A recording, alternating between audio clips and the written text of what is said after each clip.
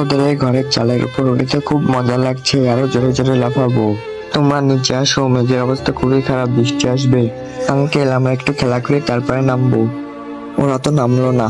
আরে আমার ছেলে তো ওদের চালের উপর উঠেছে, যদি পড়ে যায় দাঁড়া, এখনই দেখাচ্ছি মজা। বাবু মনে হচ্ছে তোমার মা রাগ করে আসছে, তাড়াতাড়ি নিচে চলে আসুক, না হলে তোমাকে বকাবকি করবে। এ ভাই তোমার কি বিবেক জ্ঞান নেই? আমার ছেলেটা যদি উপর থেকে নিচে পড়ে যায় তাহলে কি তার দায়ভার তুমি নেবে? বাবা বাবা আমাকে একটু নিচে নামিয়ে দাও। হ্যাঁ মোনা আয় আমার কোলে আয়। ম্যাডাম আপনার ছেলে উঠতে চেয়েছিল, এই জন্য উঠিয়েছিলাম। কোনো দরকার নেই, আপনার মেয়েকে উঠিয়ে রাখবেন, আমার ছেলেকে না। তাড়াতাড়ি বাড়ি চল, তোর কাছে কত সুন্দর গাড়ি আছে, কত সুন্দর বাড়ি আছে, তুই কেন ওই গরিবদের বাসায় যাস? মা মা দেখো দেখো আমার হাতটা কেটে গেছে। বাবু কি হলো? দাঁড়া দাঁড়া আমি এখনই বের করে দিচ্ছি। কি হয়েছে ম্যাডাম?